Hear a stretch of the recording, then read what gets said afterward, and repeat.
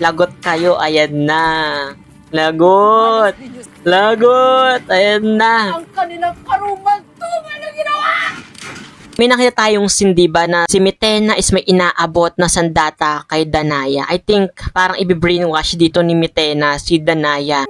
Kagigil, kaya deserve nilang mapaghigantian ni ano dito eh.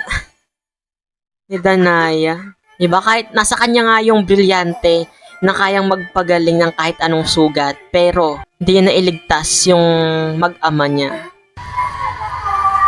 Grabe, deserve ng best actress to. Ngayon naman, itong scene na ito na talagang nagpaluha sa atin, dumurog sa mga puso din natin because Dankil is over. Literal.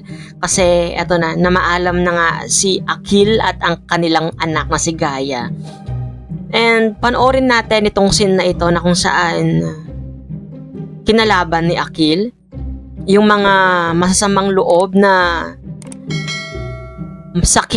masamang loob at sakim na lumuob sa pamamahay nila para kumuha or hanapin yung mga ginto. Kumbaga talaga para sa ating mga tao, normal na sa atin yung maging sakim, no? O hindi tayo makontento sa kung anong meron tayo, no? Like, eto, 'di ba? Dahil sa sobrang ganid sa salapi at sa mga ginto, nagawa nating pumaslang ng buhay, ng may buhay. Baril na si Akil. Hirap dito, dinouble dead pa talaga si ano, no? Fudge.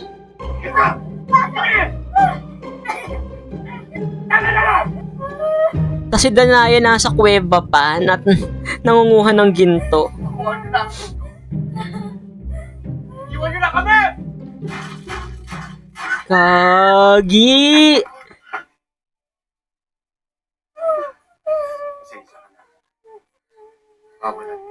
Kagigil, kaya deserve nilang mapaghigantian ni ano dito eh. Ni Danaya. Wala na, dead so sila. End of an era.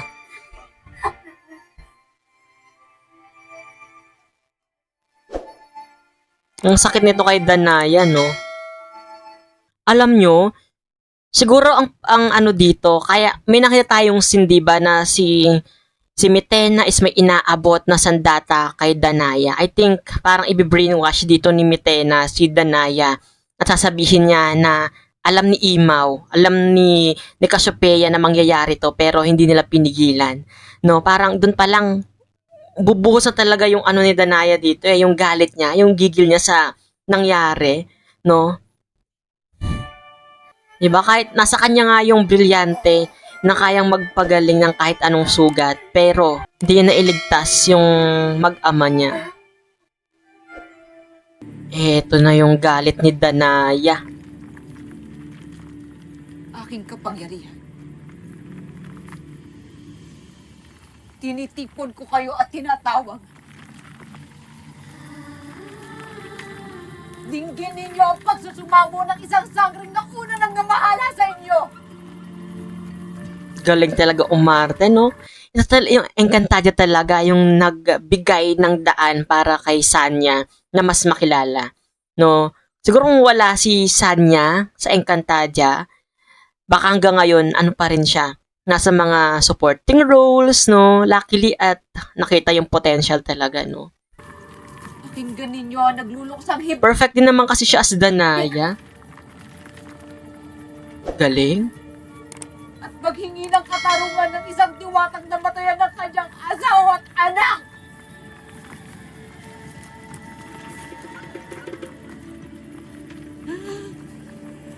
Batid kong kayo lamang ang tanging saksi.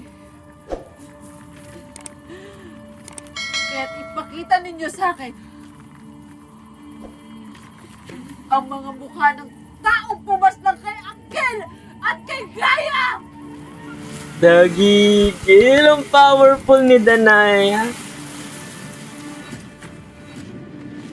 Lagot kayo, ayan na. Lagot! Lagot! Ayan na. Ang kanilang karumaltuman na ginawa!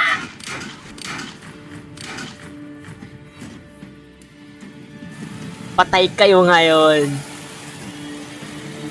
Love this.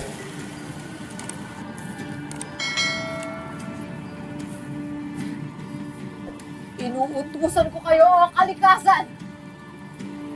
Nabaybayin ang kinaroroonan. Grabe, ganito pala ka-powerful si Danaya, no?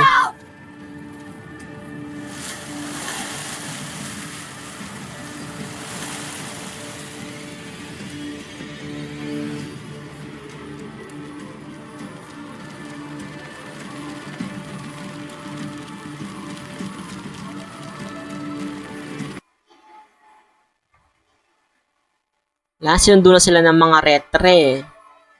Sa Devas na sila. Yan na! Ang paghihintay ng sangre! Hoy!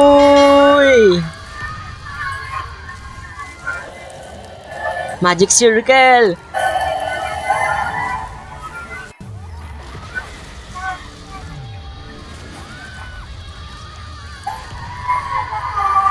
Grabe! Deserve ng best actress to. That's it, guys. Nagpakita na ng totoong kapangyarihan ang brilyante ng lupa, no? Grabe. Yung gigil, yung galit ni Danaya dito, ramdam na ramdam, no? Napanood nyo na ba to, guys? Ano ang masasabi nyo? I-comment mo yun, guys, sa may ibaba kung ano insights nyo sa episode na to. Siyempre, kung hindi ka pa rin nakasubscribe sa channel ko, don't forget, guys, to hit that subscribe button and that notification bell para lagi kang updated sa mga videos na i-upload ko pa. This has been CJ, guys, your man of letters. Stay safe and stay motivated. Thank you for watching. Bye-bye!